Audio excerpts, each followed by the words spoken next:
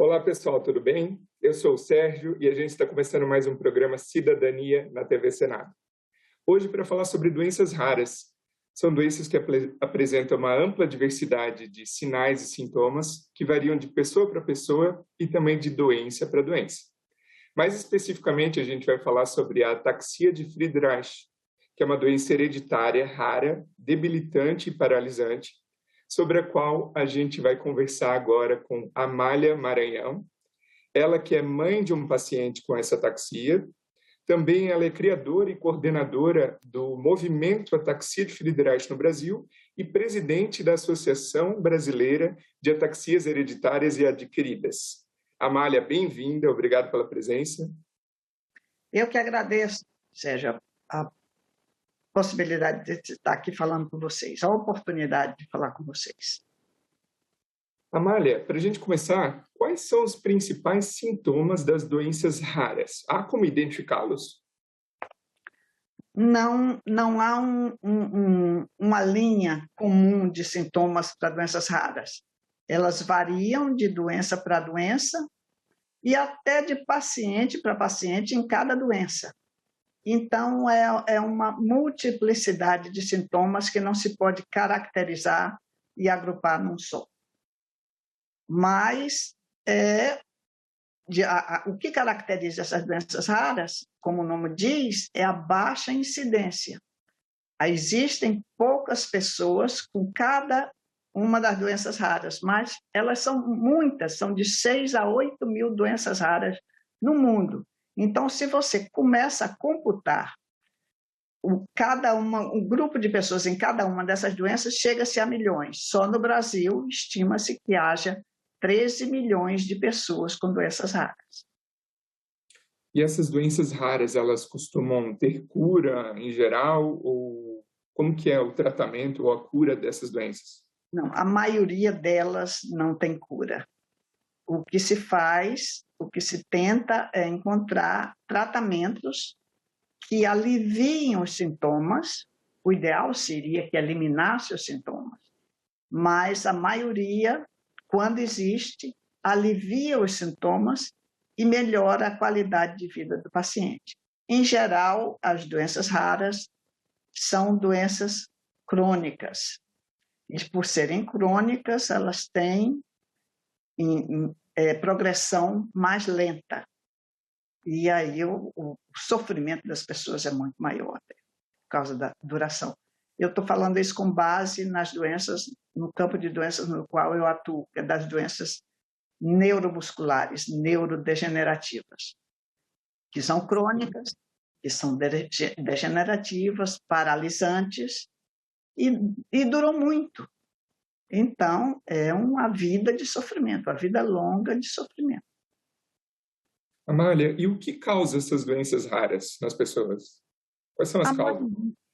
A maioria das doenças raras, estima-se que 80% das doenças raras tenham origem genética. E a origem genética tem duas variáveis. Ela pode ser hereditária, herda-se de ancestrais, ou pode ocorrer uma mutação, um acidente genético na hora da concepção do bebê. Então, as doenças genéticas têm essas duas origens, hereditária e mutação genética na concepção. Onde as pessoas devem ir para procurar tratamento para uma doença rara? Eu acredito que não seja nos mesmos hospitais, né, com os mesmos padrões.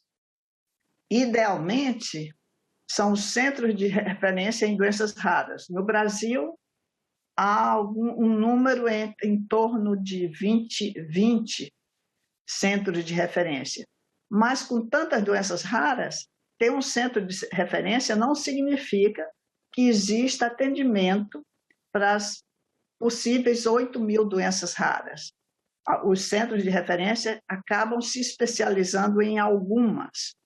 Há centros de referência que são mais, que estudam mais e pesquisam e atendem mais doenças metabólicas, outros atendem mais doenças neuromusculares. Não existe, que eu saiba, nenhum centro no Brasil que atenda todas. Existe uma uma tendência à especialização, tanto pela formação dos profissionais que atuam lá, quanto pela disponibilidade de verbas, porque são as doenças raras de maior incidência as que conseguem receber a atenção dos centros de referência. As que são menos frequentes praticamente não são identificadas, leva-se anos para ser diagnosticadas, leva-se mais anos para agrupar esses pacientes. Então, é como procurar uma agulha no palheiro. Entendi. Amália, agora falando sobre a doença, você tem assim, domínio, conhecimento a respeito, que é tema desse programa, a ataxia de Friedreich. Explica para a gente, para o pessoal que está nos assistindo, o que é a ataxia de Friedreich. É uma doença neurodegenerativa, hereditária, autossômica, recessiva. Essa é a definição técnica. Quais são os sintomas? Os sintomas mais fortes começam com o desequilíbrio no caminhar. E isso acontece principalmente no período entre a infância e a adolescência. É uma doença que se manifesta predominantemente nessa faixa de idade. Só que é difícil identificar. Os médicos não têm formação em doenças raras e muito menos formação em doenças neuromusculares. Eles aprendem sobre isso em consultório, praticamente, não nas escolas de medicina. Então, muitos sinais da doença passam despercebidos ou são confundidos com outras doenças. A ataxia de Friedreich, o sinal principal é o desequilíbrio na marcha. Depois isso evolui para a falta de coordenação de braços e pernas. Chega a um estágio em que a pessoa quer colocar a comida na boca, mas a mão vai para o nariz ou para o queixo. Não existe o controle do movimento fino. Há problema de disartria, que é a dificuldade para articular os sons. Não existe mais o controle da musculatura envolvida na voz. Então, as pessoas tentam emitir sons e eles não saem como a pessoa pensou que ia sair. Então, a voz fica pastosa e chega a um ponto de ficar incompreensível. O mesmo acontece com a disfagia, que é o controle do mastigar e engolir. Então, existe muita sucção do alimento, porque não se consegue mais fazer o controle da deglutição, e resíduos vão para o pulmão, e há muita incidência de pneumonia, por causa do acúmulo de resíduos no pulmão. Outros sintomas, cardiopatias. Praticamente todos os pacientes com essa doença têm cardiopatias, que são, em geral, o crescimento da parede do ventrículo esquerdo e, na fase de intermediária a final, a rigidez das paredes do coração. E aí o coração já não consegue bombear o sangue adequadamente para alimentar o corpo. Tem ainda, pelo menos 30% dos pacientes têm diabetes mellitus, que é porque as células do pâncreas também são afetadas pela doença. Há ainda deformações ósseas, principalmente da espinha dorsal. Há um entortamento da espinha e é uma escoliose agudíssima e deformante. Tem pacientes que têm um corpo totalmente deformado, como o Corcunda de Notre Dame. Então, é uma doença multissistêmica que afeta o cerebelo, afeta o sistema nervoso periférico, afeta o coração e afeta o pâncreas, além da estrutura óssea. Então, é chamada de multissistêmica, por causa dos efeitos que ela provoca no corpo. Mas o cognitivo não é intocado. Todas as pessoas têm todas as funções de memória, de aprendizagem, nada disso é afetado. E nessa complexidade que você acabou de explicar para nós, como que se define que alguém está com ataxia de Friedreich e não apenas uma cardiopatia, não apenas uma dificuldade na fala, na coordenação motora? O que define e diferencia para chegar à conclusão, ao diagnóstico dessa doença? O teste específico para ataxia de Friedreich. É a prova final.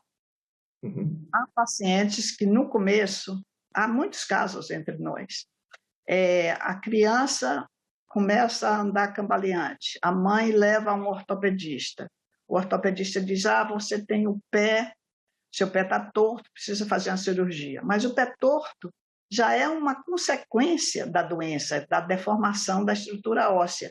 Esse médico que não tem conhecimento dessa doença neuromuscular, ele acha que o problema é ósseo. E aí não encaminha para o neurologista ou neurogeneticista. Outros médicos associam a falta de equilíbrio à labirintite. Antigamente, a ataxia de Fred Reich era muito associada à labirintite em alto grau. Mas aí depois a doença evoluía, as pessoas desistiam de procurar médico. E aí a dificuldade, né, de muitos pacientes com doenças raras que recebem, ao longo da vida, muitos diagnósticos furados, digamos assim, né? Indevidos. Amália, no caso do seu filho, com qual idade ele está e como que foi o diagnóstico da ataxia dele? Como que vocês lidam com isso? Meu filho tem hoje 45 anos. Ele foi diagnosticado com ataxia de Fred Reich há exatos 8 anos. E, na época, ele era comandante da TAM. E um despachante da TAM, um dos controladores de voo, percebeu, num aeroporto, que ele andava cambaleando. E aí comunicou à central, ele foi retirado do voo e tal, sob a acusação de estar bêbado. E ele foi procurar ajuda médica. E aí fez os testes, demorou um pouco para descobrir. Ele tinha alguns sintomas, por exemplo, ele dizia que não conseguia controlar os joelhos. Quando jovem, ele fez muita capoeira, fez muito esporte, então ele chegou a fazer cirurgia de meniscos. Então ele achava que a dificuldade dele com os joelhos era consequência da cirurgia de menisco.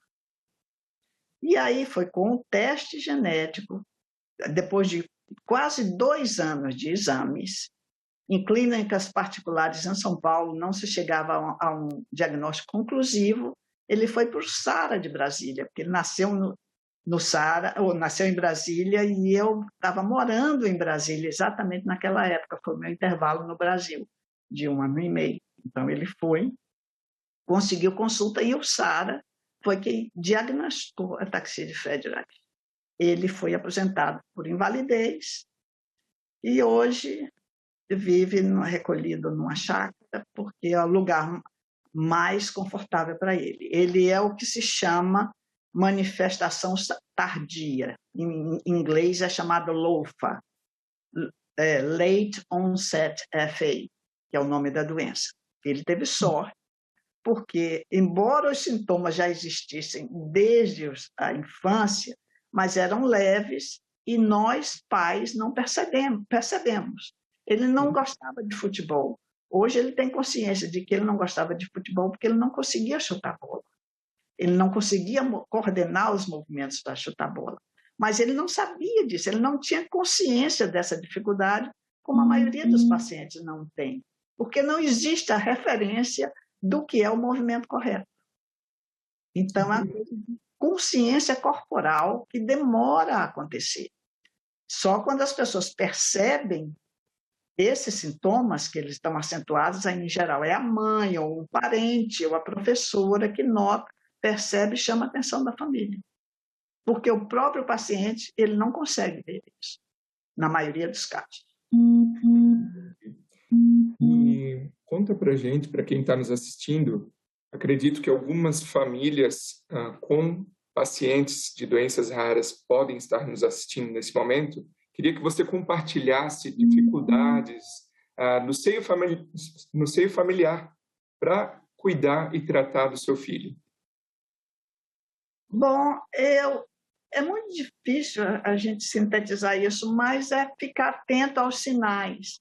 Não existem ainda marcadores, que se chama biomarcadores, para ataxia de Fred Reich, que seria uma série de sinais, um roteirinho para se observar o filho.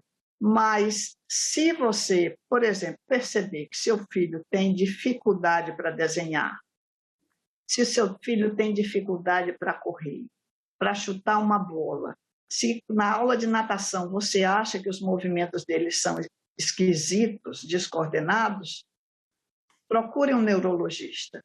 Eu estou citando a minha situação. Foram sinais que eu perdi, que eu deixei de ver e que estavam lá na minha frente. Um profissional da área teria percebido, eu não percebi. Meu filho foi para a aula de natação desde os 5 anos, mas ele era muito desajeitado para nadar. Eu olhava e dizia, mas por que ele nada tão feio com tanto professor de natação? É claro que ele não podia fazer melhor. Por quê? Por causa da doença. Ele não tem o essencial que é a coordenação. Então, ele não conseguia coordenar, ter movimentos bonitos de natação se ele não tinha consciência do que era o movimento correto. Então, o meu conselho às pessoas é procurem, se vocês não perceberem alguma coisa diferente, procurem o pediatra, se ele for criança. Se não estiverem satisfeitos com o pediatra, vão no neurologista, porque vocês encurtam o caminho. E evitam muitas dores, muito sofrimento, muito bullying, porque também tem muito bullying nas escolas. Quanto mais cedo se conseguir detectar a doença, mais chance se tem de aliviar, de melhorar a qualidade de vida daquela pessoa, do paciente. E, Amália, existem hoje medicamentos para ataxia de Friedreich? Qual é o tipo de tratamento que o seu filho, por exemplo, está recebendo? Não existem ainda tratamentos aprovados. Existem em curso alguns ensaios clínicos, que são testes experimentais de fármacos, de moléculas químicas, que têm que ser feitos sob supervisão e aprovação de agências reguladoras. Aqui nos Estados Unidos, o FDA, e no Brasil, a Anvisa. Os Estados Unidos já têm 3 ou 4 ensaios clínicos em curso. Um deles é o que meu filho faz parte. Ele entrou em 2017, ele fala inglês, ele se candidatou aqui no dia em que o edital foi lançado e ele foi o primeiro paciente examinado, foi o primeiro candidato a se inscrever, o primeiro examinado. Naquela época, 4 anos atrás, foi 2017, as pessoas ainda se sentiam intimidadas para ensaios clínicos, tinham medo. Então, ele foi o primeiro, conseguiu, estrangeiro, mas conseguiu, embora ele tenha domínio de inglês. Então, em geral, o fato de ser estrangeiro e não ter domínio da língua é um limitador. Mas ele conseguiu, entrou, participou desse ensaio clínico durante 2 anos. O ensaio clínico foi encerrado, a pesquisa foi encerrada, mas os pacientes continuam a receber o medicamento até que ele seja aprovado pela FDA. O processo de aprovação ainda está correndo. Houve atraso por causa do Covid. Mas assim que for aprovado, aí ele deixa de receber o medicamento de graça e aí nós vamos ter que pagar, se a gente conseguir. Não se sabe ainda o preço de mercado, mas estima-se que seja em torno de $50 mil por ano. Essa é a situação nos Estados Unidos. No Brasil, até junho deste ano, nunca houve nenhum ensaio clínico para essa doença específica. O primeiro começou agora, no dia 21 de junho, na Unicamp, sob a coordenação do neurologista Marcondes França, que é o médico brasileiro que eu sei tem o maior número de pacientes com essa doença. É o que atende ao maior número de casos. E, por conta disso, também é o que sabe mais, é um dos que sabem mais sobre a doença no Brasil. O fato dele ter essa experiência clínica, o fato de nós termos um grupo de pacientes organizado no Brasil, nós somos 573, são 573 pacientes identificados. Nós somos a 2ª maior população com a doença no mundo. Então, isso atraiu a atenção de laboratórios. E aí o Brasil entrou nessa última rodada de pesquisa. Esse ensaio clínico está acontecendo em 6 países simultaneamente e o Brasil está incluído. O Brasil passou a fazer parte, com esse ensaio, da rede mundial colaborativa de centros de pesquisa em ataxia de Fred Reich. É um passo enorme em termos científicos, é a abertura da porta do saber para a ataxia de Fred Reich no Brasil, porque a partir de agora as pesquisas vão incluir os brasileiros, vão incluir a Unicamp. É um avanço científico sem precedente nessa área, e por isso a gente tem que valorizar e reconhecer o quanto isso é importante para nós. Amália, e no que se refere a esse tempo de pandemia que estamos vivendo, em que medida ela está interferindo no avanço das pesquisas em relação a tratamentos para a doença e também em que medida ela está interferindo no seu dia a dia com o tratamento do seu filho? Olha, interferiu, atrasou tudo. O Covid retardou todos os ensaios clínicos, porque no caso de ataxia de Fred Reich, eles foram interrompidos por um certo período, porque era perigoso, arriscado os pacientes saírem de casa, viajarem, chegarem até o hospital de referência para passar o dia fazendo os testes e exames. Então, o Covid reduziu drasticamente isso, especialmente no ano passado. Este ano, aqui nos Estados Unidos, depois da vacinação, foi retomado. No Brasil, a Unicamp chegou a parar durante alguns meses, foi tudo interrompido. Eu digo em relação a consultas, ao atendimento desse paciente. Está sendo retomado agora, mas em ritmo muito lento, porque a fila de consultas canceladas é muito longa. Não existe estrutura capaz de absorver tudo isso num tempo curto. Então, esse foi o efeito negativo do Covid em relação às pesquisas. O positivo, eu estou falando como leiga e baseada apenas nas minhas leituras de artigos científicos e de jornais, é de que o Covid incentivou, fez avançar a pesquisa genética. E, com isso, as pesquisas genéticas da área de ataxia de Fred Reich, que existem pesquisas nesse campo, tomaram impulso. Então, existe a possibilidade de que, a partir do primeiro trimestre do ano que vem, já aconteçam ensaios clínicos de terapia gênica ou terapia genética para a ataxia de Fred Reich. E nós estamos na torcida para que o Brasil seja incluído nisso, que a tecnologia disponível e os equipamentos disponíveis na Unicamp atendam às exigências para que esse ensaio possa ser feito também no Brasil. A gente falou aí sobre o ensaio, a gente falou sobre pesquisas genéticas. Nessa linha, o que, na sua opinião, falta para avançarmos no combate às doenças raras no Brasil? Isso inclui estudos, também em termos de incentivo do governo. O que a senhora considera como ainda uma pendência para o avanço do combate? Olhe, eu acho que os cientistas brasileiros são os heróis, que os pacientes, os grupos de pacientes brasileiros também são heróis, porque não existe facilidade para nada, só existem dificuldades. Pesquisa científica é, pela sua natureza, cara. É preciso testar várias possibilidades clínicas para se chegar a um medicamento certo. No Brasil, em vez de estimular a pesquisa, corta-se recursos para a pesquisa.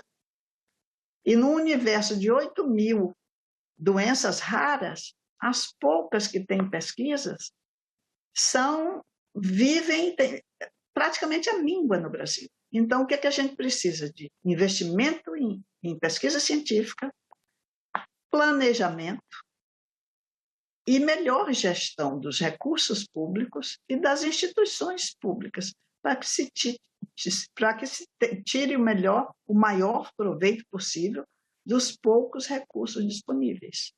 E também não ao desperdício. Só financiar pesquisas sérias de profissionais competentes, reconhecidamente competentes. Na minha opinião, esse é o mais importante. Desculpa, pode concluir. Não, temos ainda um longo caminho a percorrer, mas a gente não pode desistir. Não, ficar parado, ou enterrar a cabeça no chão, como avestruz, também não vai resolver. A gente tem que encarar o problema. Amália, a gente está encerrando o nosso bate-papo. Para quem quiser saber mais sobre a ataxia de Friedreich, qual seria o contato? Para entrar em contato contigo, com a associação? Olha, nós temos o site da associação, que se chama abahe.org.br.